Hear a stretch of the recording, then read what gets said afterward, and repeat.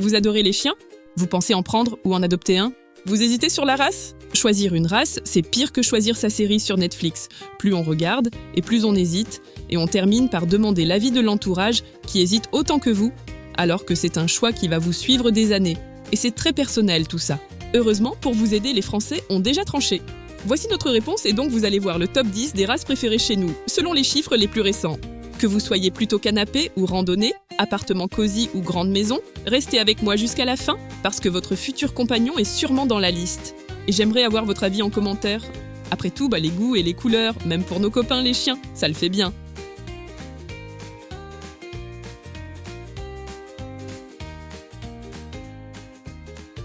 Bon, c'est pas tout ça. Trêve de blabla, on passe au top 10.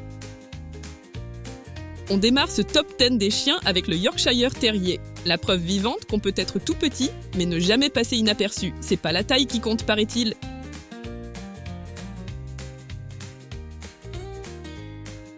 Originaire du nord de l'Angleterre, il chassait autrefois les rats dans les usines. Aujourd'hui, fini les rats, mais il continue de chasser.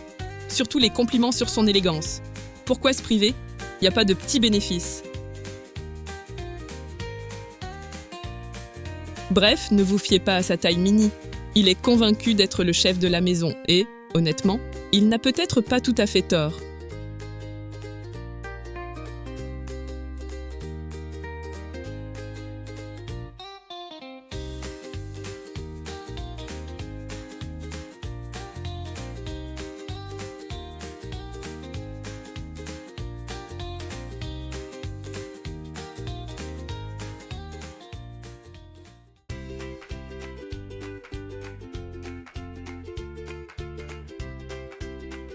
Numéro 9, le teckel, affectueusement surnommé chien saucisse ou bien saucisson sur pattes, et ça à cause de sa silhouette improbable.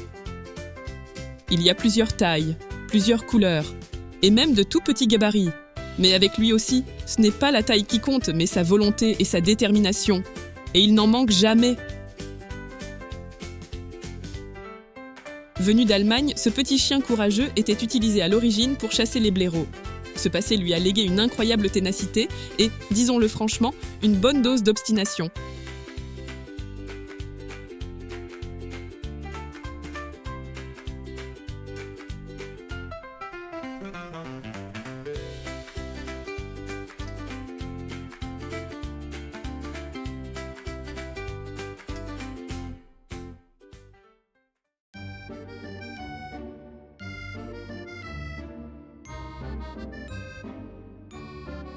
À la 8e place, le bulldog français, que tout le monde reconnaît à ses fameuses oreilles en forme de chauve-souris et son museau écrasé façon « j'ai embrassé la porte trop vite ».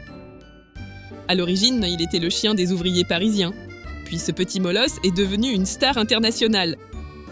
Très affectueux, il adore la compagnie humaine, particulièrement celle des enfants. Pas toujours très futé, parfois feignant, souvent ronchon.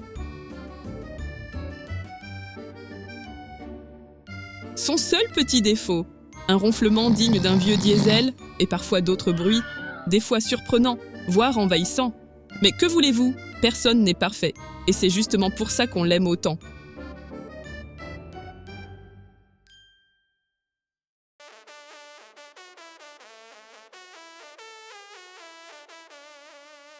En 7e position, voici le Beagle, c'est le détective privé du monde canin.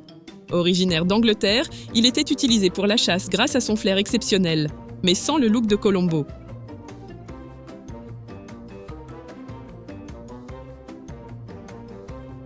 Aujourd'hui, son nez reste toujours aussi puissant, et surtout pour localiser les biscuits oubliés dans la maison.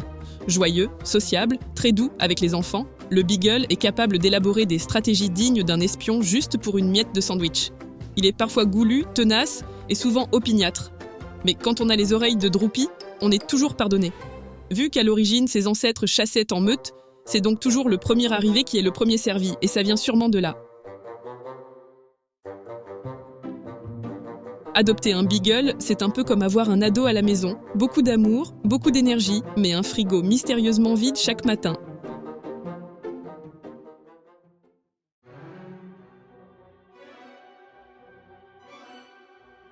À la 6e place, voici le Spitz nain, un chien si mignon qu'il donne l'impression d'avoir été conçu dans un laboratoire secret pour créer la peluche parfaite. Même la reine Victoria en possédait un en 1888. Il était nain et de couleur orange. C'était la couleur qui était à la mode à cette époque. Originaire d'Allemagne, ce mini-chien possède une personnalité XXL. Intelligent, énergique et sûr de lui. Il n'hésitera jamais à vous rappeler que c'est lui le patron. Son poil est dense et volumineux, et il prend parfois la couleur et le caractère des lions.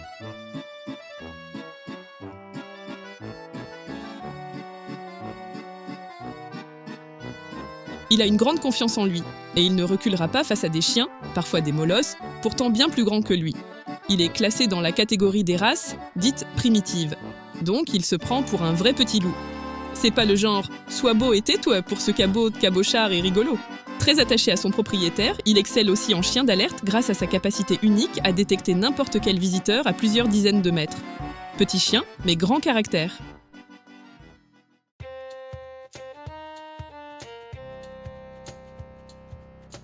En 5e position, voici l'indétrônable Labrador Retriever, probablement le chien le plus gentil au monde, mais qui détient aussi le record mondial du regard triste face à une assiette pleine. Originaire du Canada, il aidait autrefois les pêcheurs de Terre-Neuve à récupérer les filets en mer. C'est pour cela que le Labrador mérite l'appellation de Retriever. Il rapporte tout. Débarqué chez nous à la fin du 19e siècle, il est devenu l'un des chiens préférés des familles françaises. 3 couleurs principales, la version sable, le noir et aussi le chocolat, à dominante marron. Et aussi 3 caractères un peu distincts. Le sable est souvent câlin et casanier, le noir est plus sportif et aventurier, et le chocolat, eh bien je ne sais pas si c'est volontaire, mais il est souvent gourmand et plus rondouillard que les autres. Aujourd'hui, il préfère récupérer des balles dans votre jardin ou discrètement votre sandwich sur la table. Affectueux, patient avec les enfants, son seul défaut reste une gourmandise légendaire. Mais comment lui en vouloir, avec ce regard-là ?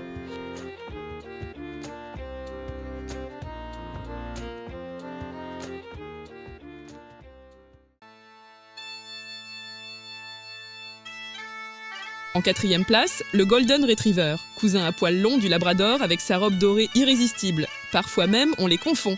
C'est l'une des races les plus populaires au monde, tant il respire une attitude joviale et amicale.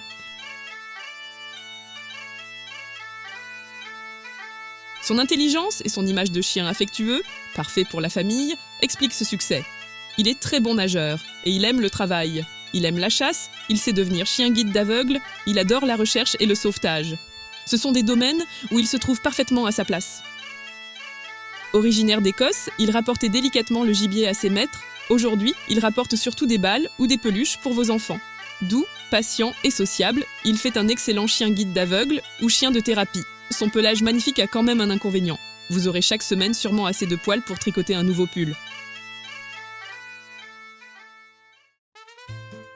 Médaille de bronze pour le Border Collie. Il possède un master en sciences du troupeau, le Einstein des brebis égarées. Il sait gérer les moutons bien mieux que vous-même avec vos emails du lundi matin. Originaire d'Écosse, c'est le chien le plus intelligent du monde, selon les spécialistes. Il est capable de comprendre plus de 1000 mots, c'est parfois bien plus que certains humains. Cet hyperactif est souvent considéré comme le premier de la classe canine. Imaginez un étudiant dopé au café, c'est à peu près le niveau d'énergie et d'intelligence du Border Collie, ce qui le rend parfois un peu anxieux. Mais attention, son cerveau en ébullition nécessite une stimulation constante. Laissez-le sans occupation, et il pourrait bien réorganiser votre salon selon des principes canins. Son instinct de berger est si ancré qu'il pourrait essayer de regrouper vos enfants, vos chats, voire votre robot aspirateur. En somme, le Border Collie est le compagnon idéal pour ceux qui recherchent un partenaire de jogging infatigable, un coach personnel et un organisateur d'intérieur à 4 pattes. C'est un chien intéressant, et parmi mes préférés. Mais si votre idée d'une journée parfaite implique un canapé et une télécommande, il serait peut-être judicieux de reconsidérer votre choix, à moins que vous ne souhaitiez que votre Border Collie vous inscrive, malgré vous, au prochain marathon local.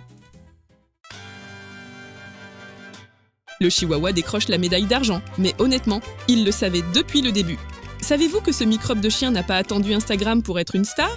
Chez les Aztèques, pas les couteaux à viande, mais le peuple amérindien si intrigant. Chez les Aztèques, dis-je, il était considéré comme un chien sacré. Selon la légende, il accompagnait l'âme des défunts dans l'au-delà et servait même de guide spirituel. Oui, un guide spirituel, qui aujourd'hui aboie sur les passants depuis un sac à main. Quelle destinée ! Ne vous fiez pas à sa taille miniature, c'est une véritable boule de nerfs. Il est rapide et vif, et toujours prêt à défendre son territoire, même contre des molosses. Il est persuadé d'être un grand guerrier, que dis-je, il est un grand guerrier. Très attaché à son maître, il adore être choyé, câliné et traité avec les honneurs qu'il pense mériter. Mais attention, il peut vite devenir un petit despote s'il n'a pas de cadre simple et clair. Il pense être le centre du monde, et il pourrait s'offusquer si vous osez parler à un autre chien en sa présence, pauvre de vous, simple humain qui imaginait être son chef. C'est un mix entre un dieu aztèque et un chef d'État dictatorial, petit et puissant, adorable avec une grande gueule, affectueux et exigeant. Il conviendra parfaitement aux personnes qui veulent un chien minuscule, mais avec un ego plus grand qu'une pyramide inca. Médaille d'or sans suspense. Voici le berger australien. Petit détail, il n'a rien d'australien en fait. Ses ancêtres étaient des chiens de berger basques, envoyés aux États-Unis avec leurs moutons au 19e siècle. Les Américains qui avaient trouvé ces chiens géniaux les ont donc perfectionnés et nommés bergers australiens parce que leur troupeau venait d'Australie. Logique ? Pas vraiment. Mais lui non plus n'est pas logique. Il est inarrêtable. Parce que le berger australien, ce n'est pas un chien, c'est une tornade à 4 pattes. Il court, il saute, il réfléchit, il anticipe. Vous pensiez vous lever tranquillement ? Il le savait déjà. Vous voulez lui lancer une balle pour qu'il se fatigue. Mauvaise idée. C'est vous qui allez vous fatiguer en premier. Et ses yeux, parlons-en. Bleu glacier, marron intense, parfois un de chaque couleur. C'est le David Bowie du monde canin. Élégant, charismatique, un brin rock'n'roll, sauf que lui, au lieu de monter sur scène, il préfère courir un semi-marathon. Son look est aussi impressionnant que son énergie, son pelage multicolore. Magnifique. Mais prévoyez une armée d'aspirateurs. En résumé, si vous aimez le sport, l'action et les défis, vous venez de trouver votre compagnon idéal. Mais si votre programme du week-end c'est Netflix et Plaid, il vous regardera. Puis il ira chercher vos baskets. Et à la fin, vous allez céder.